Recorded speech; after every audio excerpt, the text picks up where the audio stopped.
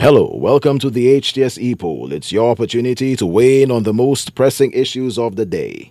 The UNESCO World Heritage status of the Epoll management area may be under threat as a result of a ruling in the OECS Supreme Court in favor of developer Jeffrey Robilard, whose application to build a second home on his 79-acre property at the base of Gopito had been turned down by the Development Control Authority. The court ruled that the Development Control Authority was wrong to reject Mr. Robilard's latest building application. The government was criticized for not enshrining into law the guidelines it relied on when it denied his application. The ruling is not a green light for Mr. Robilard to proceed with his building project, but calls on the Development Control Authority to reconsider his application. So we ask, should St. Lucia's Parliament enact legislation to protect the Epoll management area's UNESCO World Heritage status? We took to the streets to get your opinion, and here's what you had to say. Yeah, I believe the government has to reinforce that law.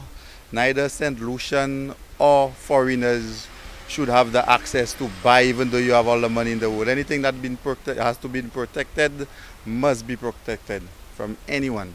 Yes, I feel so 100% because it's a World Heritage Site. It's been there since our time and long before our time, since our ancestors was there in St. Lucia. So I feel if the government have the powers to protect it, they should 100%. It's a place where we as Suferians and Lucians, we go to relax our mind and to focus our energy and to think about the betterment of St. Lucia. We have been very fortunate to have that distinguished accolade bestowed on St. Lucia for our natural beauty on an area that is so pristine and so unique. So the designation of the area as a World Heritage Site is something that is positive for the country. It is something that adds value to the country. It's something that can be used as a marketing tool for St. Lucia. It's a diversification of the tourism product. And therefore, anything that can be done to ensure that the area is protected and preserved is a good thing. So if legislation is the way to go, then let us go that way. However, we've got to understand that other persons who have property and have land, they also have rights and privileges to operate within the protected area. And so legislation must be done discreetly and must be done in such a manner that it does not stifle development within the community.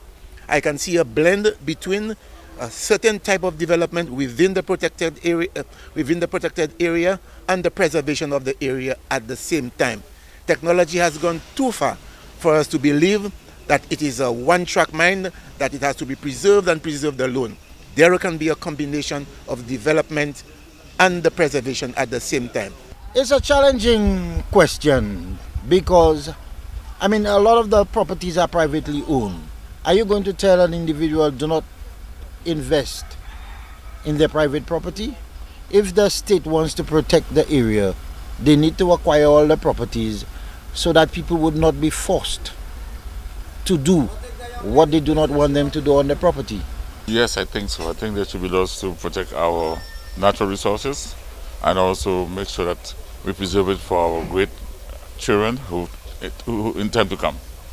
I think they can pass laws, but at the same time you must be careful because there are people with land there, and if you pass land to prevent them from using, if you pass laws to prevent them from using the land, it might be a bit of obstruction for them, and they might find themselves in a disadvantage because you have an investment and at the end they pass laws where you can't do nothing with it, so you have to be careful how you pass your laws.